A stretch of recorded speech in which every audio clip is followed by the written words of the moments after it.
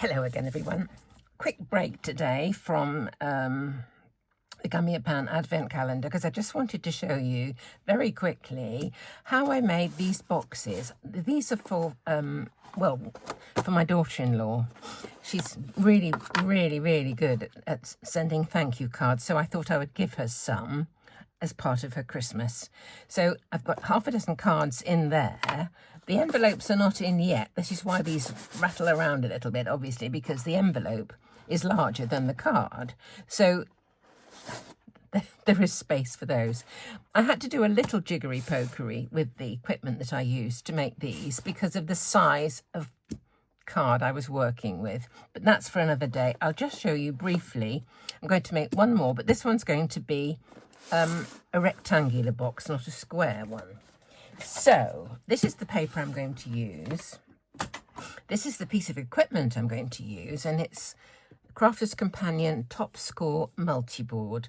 I don't actually use this side much, but there are a few scoring lines for folding different sized cards. This is the side I use, which is the side for box making. There's a side for the box lid to be buttered against and a side for the box base. So these are the cards that I want to make the box for. This is for these are for my daughter's partner's mum. So there's half a dozen cards for her, and I've chosen the same shape to make the whole thing easier. And this is the size of the envelope that matches those cards. These are 5x7s. Now the card that I deal with is A4, British A4. And I have printed one sheet with this pattern. This was a free download from Pingwing. Just printed it straight onto the card. Hopefully I should be able to fit my dimensions onto this piece of paper easily. First thing to do is to measure the size of the largest thing that's going to go in, which in this case is the envelope. Let me get a little scrap of paper to write down some measurements on. This will do. Right, the envelope is, I'm measuring in centimetres here, 18.5. So we've got 18.5 by 13.5. Okay, that's centimetres. Now, excuse me, you can have these boxes in multiples of these steps. It's 1.5, 3, 4.5, 6, etc. going across. If you want to do a slightly different size, as I had to do with the square ones, I put a little strip in to alter the measurements. It's too complicated to mention now, but I will show you another time. So to make the box, we need the length of it, which is 18.5. Now we need the two sides, and the two sides that I want to make are the 3 centimetres. So we need 3 plus 3. One for one end, one for the other end, plus half a centimetre. So half and half is 19, 22, 25. Is that right? Let's just check it. 18.5, 19, 22, 25. So the length of my piece of card that I need to cut is 25 centimetres. Now for the width, we've got 13.5 plus 3 for one end, plus 3 for the other end, plus a half. So 13.5, 14, 17, 21. Are we right? 13.5, 14, 17, 18, 19, 20. Tell a lie. It should be 20. 13.5, 14, 17. I'm getting old. 20. Right. Now, my piece of card I mentioned to you is 21. So I've got to cut off 1 centimetre down one side. All right. Which side shall I choose? Let me get my trimmer. Here we are. And I'm going to cut off 1 centimetre. This kind of trimmer makes it easy because I can just put that onto the 1 centimetre over the cutting line and cut it out from there. Do I want that side? I don't think it makes a whole heap of difference really. So take that off. That's my 1 centimetre piece. And the other way, I need 25 centimetres. I hope I'm right with that. 18.5, 19, 22, 25. Yes, 25. So we'll cut 25 this way. I think I'll cut it there. Okay. So my piece of card is 25 by 20. So the base needs to be cut as well. And the base is also going to be cut at 25 by 20. So I'll cut a centimetre off the width. And then we'll cut the length to 25, which is right there.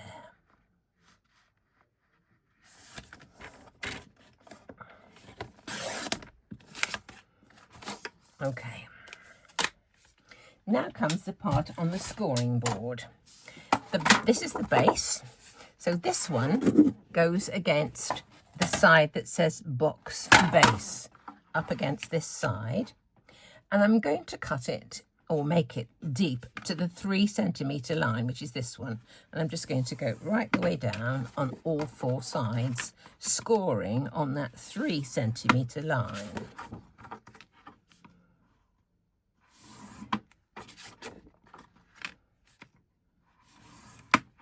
And I'm going to score the other one in exactly the same. Oh, no, I'm not. This is the box lid. I'm going to do it on this side. Nearly made a boo-boo. I was getting ahead of myself. Right, the lid goes against the lid side. Same scoring line, though. The 3 centimetre scoring line. Okay. Gosh, nearly made a boo-boo there, didn't I? Right, so that's the scoring board dealt with. Next comes just cutting. And I normally go from the ends. And the idea is to cut up one of these scoring lines to the exact point of that corner. This is kind of important that you get exactly to that point, because if you want these 2 sides to match evenly on the outside, it's got to be cut accurately. So up to that corner, and then just take a piece out. And you do that with every corner, top and bottom. Can't see that. I'm going to have to do that from the other side. Often when things are coloured, you know, you can't see scoring lines or etched lines or whatever, but I can do it from this side. I can see it far more clearly. Cut right into that corner and cut out a sliver.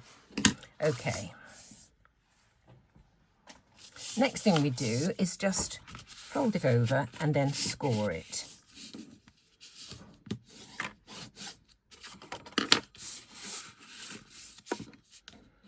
I don't mean score it, I mean burnish it, don't I?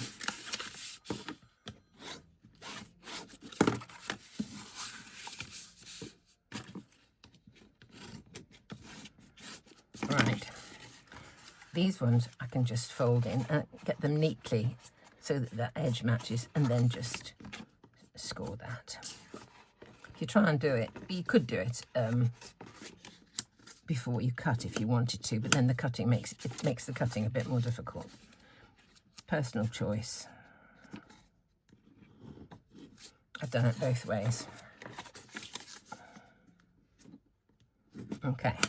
Now what I use is this. I do actually use belt and braces because I use this extra strong double-sided tape, but I also add a little bit of liquid glue. This one helps it to stay in place. If you just use liquid glue, unless you clip it with something, there's a tendency for it to spring open because of the resistance of the card. But if you do both, belt and braces, as I said, it works really well. Okay, now I put this on really close to that edge. so that it'll be neat to the corner.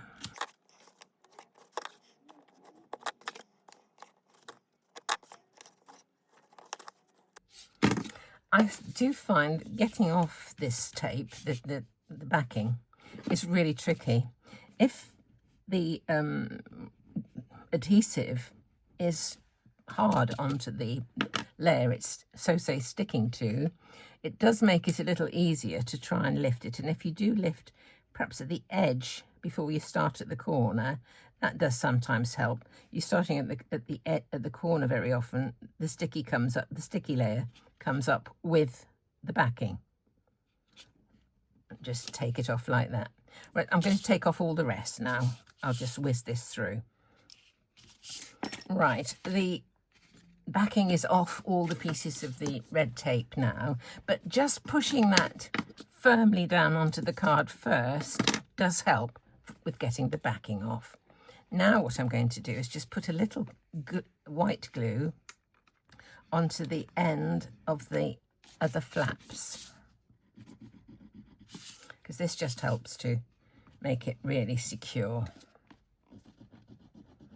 Right, now all we have to do is to fold in. This is the part where if you haven't cut accurately, these two edges may not meet. So that's the importance of cutting absolutely to the point of the corner. Oops-a-daisy, off you go.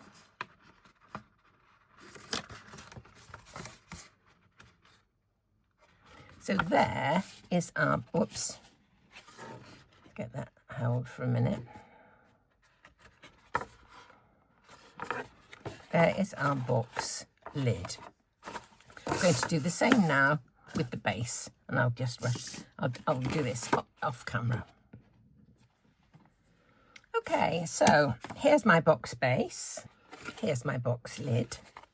The envelope fits in perfectly, and the cards, obviously there'll be a few more envelopes going in on the top, and the lid fits absolutely beautifully.